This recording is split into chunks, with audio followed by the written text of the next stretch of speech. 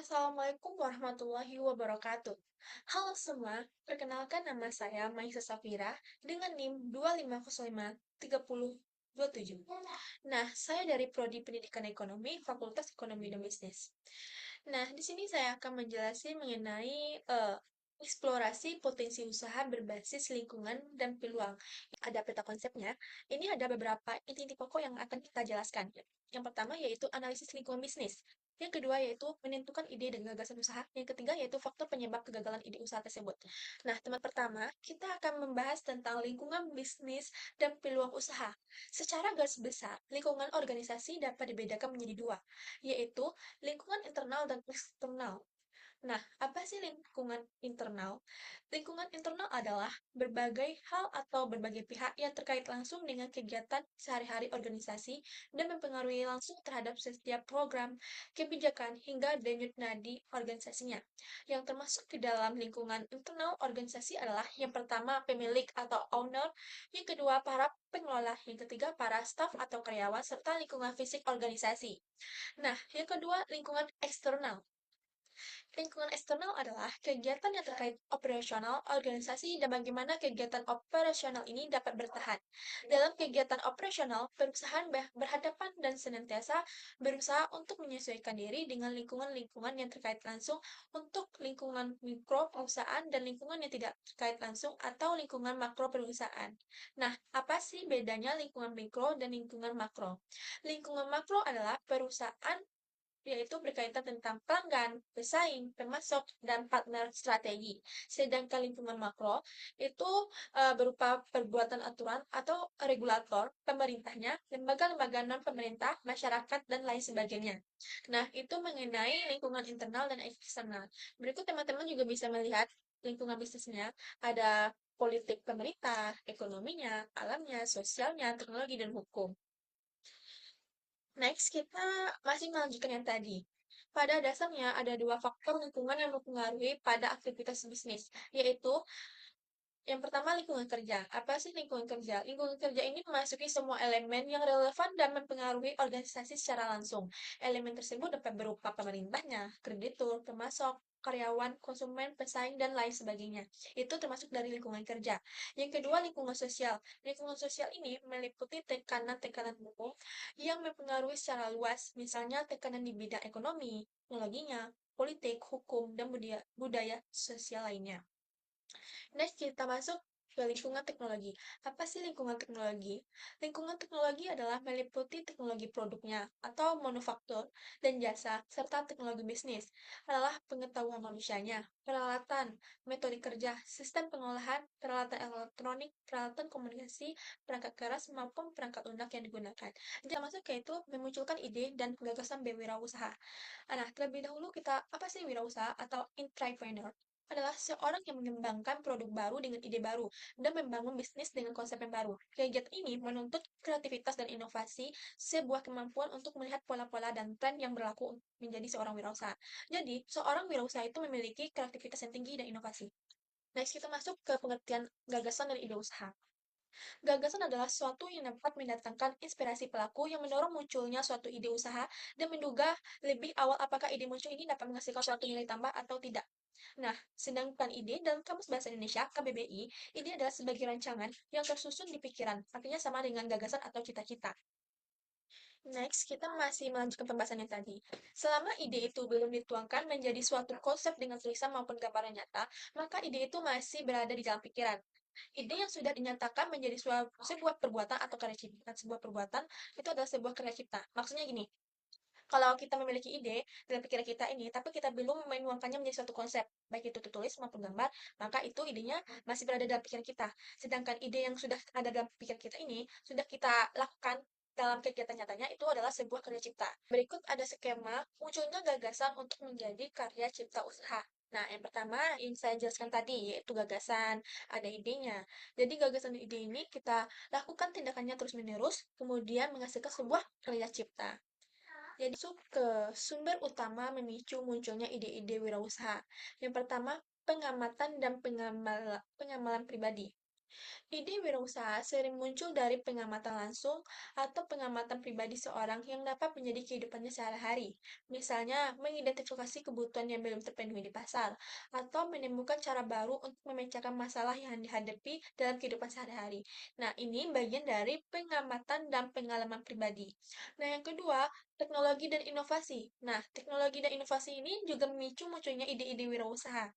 Pengembangan teknologi seringkali menjadi sumber inspirasi bagi ide-ide wirausaha, penemuan baru, atau pengembangan teknologi atau aplikasi baru dari teknologi yang sudah ada untuk memahami ide-ide untuk menciptakan produk atau layanan baru yang inovasi dan efisien. Nah, yang ketiga, peluang pasar. Hmm, Nah, peluang pasar juga memicu munculnya ide-ide wirausaha, misalnya melihat tren konsumen atau perubahan regulasi atau perubahan demografi yang dapat memberikan peluang untuk memasuki pasar baru atau mengembangkan produk layanan yang baru. Jadi, peluang pasar juga memicu munculnya sebuah ide dari ide-ide wirausaha. Yang keempat, keterampilan dan minat. Nah, keterampilan dan minat juga menjadi faktor munculnya ide-ide wirausaha. Keterampilan dan minat individu juga dapat menjadi sumber ide-ide wirausaha. Keterampilan teknis atau keahlian khusus yang dimiliki seseorang dapat membuka peluangnya untuk memulai bisnis yang berkaitan dengan bidangnya tersebut, dengan keahlian tersebut. Jadi, ketika kita memiliki keterampilan atau keahlian, kita harus bisa mengembangkannya menjadi sebuah ide yang dapat bermanfaat semaksimal mungkin. Kita masuk ke pembahasan selanjutnya, yaitu apa sih faktor-faktor kegagalan usaha? Yang pertama, ketidakmampuan manajemen. Nah, jadi ketidakmampuan manajemen ini juga menjadi faktor kegagalan usaha. Manajemen adalah proses perencanaan, pengorganisasian, pengarahan, dan pengendalian sumber daya, mulai dari manusianya, uangnya, materialnya, metode, mesin atau pasarnya. Nah, secara efisien dan efeksi untuk menciptakan tujuan organisasi. Nah, jadi kemampuan manajemen juga penting dalam mengelola usaha. Jadi, kalau kita tidak memiliki kemampuan manajemen, itu juga menjadi faktor kegagalan usaha. Nah, kedua, kurangnya pengalaman. Pengalaman menjadi penting dalam sebuah usaha. Makanya kita harus memperbanyak pengalaman kita. Mulai dari pengalaman pengetahuan usaha, pola bisnis, bagaimana cara kita bisa membuat usaha kita ini menjadi lebih maju ke depannya. Yang ketiga, lemahnya kendali keuangan. Makanya, sistem keuangan kita itu harus kita mantapkan, harus dikelola dengan baik, supaya tidak terjadi kecurangan apapun, terjadi konflik dari pengelolaan laporan keuangan kita. Makanya, seorang wirausaha itu harus bisa mengelola keuangannya dengan baik. Bagaimana keuangan ini juga menjadi faktor penyebab kegagalan usaha. Makanya, keuangan ini harus kita kelola efektif. Jangan sampai keuangan ini melemah, karena terjadinya adanya kecurangan kecil. Nah, yang keempat, gagalnya mengembangkan perencanaan strategis. Makanya, ini juga berkaitan tentang manajemen tadi. Bagaimana manajemen itu ada proses perencanaan, ada pengorganisasian, pengarahan, dan pengendalian. Makanya, seorang wirausaha itu harus bisa memanajemenkan dirinya maupun usahanya. Makanya, kalau orang wirausaha itu harus ada perencanaannya. Sebelum mulai usaha itu pasti ada perencanaannya, tahap-tahapnya. Apa yang harus kita mulai terlebih dahulu untuk mengembangkan usahanya ini? Bagaimana strateginya agar usahanya ini tetap maju? Usaha harus bisa mengembangkan perencanaan usahanya dengan baik dan benar. Yang kelima, bertumbuhnya tidak terkendali.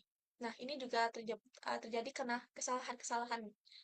Orang wirausaha itu harus bisa, makanya saya bilang, orang wirausaha itu harus memiliki akal yang banyak, pola pikir yang banyak. Ada kesalahan sedikit pun harus bisa menyelesaikannya, jadi tidak kaget, harus bisa menyelesaikannya dengan baik dan efisien gitu.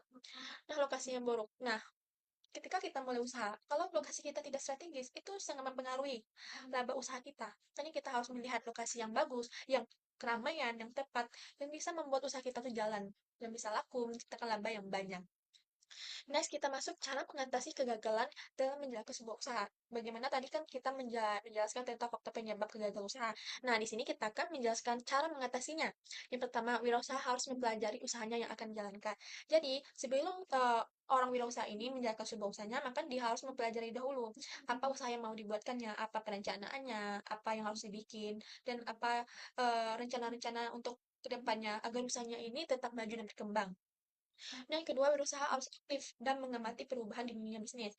Nah, pengamatan ini akan memunculkan sebuah ide-ide yang bagus agar usahanya tetap jalan dan berkembang. Nah, selanjutnya pengelolaan sumber daya dan keuangan dengan perencanaan yang baik. Sebagaimana yang telah saya jelaskan pada slide berikutnya, perencanaan keuangan yang baik itu dapat menghasilkan sebuah usaha yang bagus. Makanya, pengelolaan keuangan itu harus dimantapkan agar tidak terjadinya kesalahan-kesalahan atau kecurangan dari pihak lain. Nah, yang keempat, kewirausahaan harus siap beradaptasi dengan perubahan yang terjadi. Jadi, ketika sebuah usaha kita mengalami sebuah perubahan, baik itu perubahannya itu berdampak negatif maupun positif, seorang wirausaha jadi tidak perlu kaget gitu. Dia bisa beradaptasi dengan perubahan yang terjadi di depan matanya.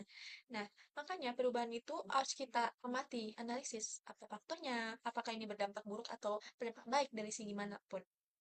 Nah, selanjutnya, wirausaha harus membuat perencanaan bisnis yang baik dan efisien. Nah, ini termasuk dalam manajemen juga. Bagaimana manajemen ini juga penting dalam mengelola sebuah perusahaan, mulai dari pengelolaannya, pengarahannya, organisasinya, dan pengendaliannya. Nah, selanjutnya, wirausaha harus memahami laporan keuangan. Nah, laporan keuangan itu juga mempengaruhi, itu menentukan apakah keuangan kita tuh, apakah usaha kita tuh menghasilkan laba atau tidak. Makanya, dalam laporan keuangan ini harus dilakukan secara efisien agar tidak terjadinya kesalahan maupun kecurangan. Selanjutnya, wirausaha harus mengelola sumber daya manusianya dalam usahanya dengan baik. Jadi, sumber daya manusia juga sangat dibutuhkan dalam sebuah usaha. Tenaga-tenaga kerja, staff-staff itu dibutuhkan. Karena kalau tidak ada karyawan, itu bagaimana usaha kita berjalan gitu. Nggak mungkin kita sendiri menjalankan usaha kita tanpa bantuan orang lain. Itu tidak mungkin. Pasti kita membutuhkan sebuah karyawan, staff-staff yang bisa membantu kita. Minimal 3 atau 4 lah, mulai dari usaha yang kita mulai. Kemudian belajar memahami manajemen dan mengelola usaha. Nah, bagaimana manajemen sangat penting dalam mengelola usaha. Karena manajemen itu ibaratkan sebuah tiang tok, tiang penting dalam usahanya. Bisa membantu usaha kita dengan adanya manajemen. Next, kita masuk ke kesimpulan. Jadi, kesimpulan yang dapat kita ambil dari presentasi saya, penjelasan saya mengenai materi ini adalah menganalisis lingkungan internal dan eksternal merupakan langkah awal dalam menemukan ide bisnis. Gagasan yang muncul dapat menjadi inspirasi bagi wirausaha untuk menciptakan usaha memiliki nilai tambah. Oleh karena itu, seorang wirausaha perlu memahamkan cara mengelola dan mengembangkan ide bisnisnya agar usahanya dijalankan tidak mengalami kegagalan. Agar usaha kita ini dapat semakin meningkat menghasilkan laba yang bagus. Nah, sekian presentasi saya hari ini. Kurang lebihnya saya mohon maaf. Semoga presentasi saya, penjelasan saya mengenai penjelasan ini dapat bermanfaat bagi kita semua. Kurang akhiri dengan wassalamualaikum warahmatullahi wabarakatuh. Semoga penjelasan saya dapat bermanfaat bagi kita semua. Bye-bye, see you next time.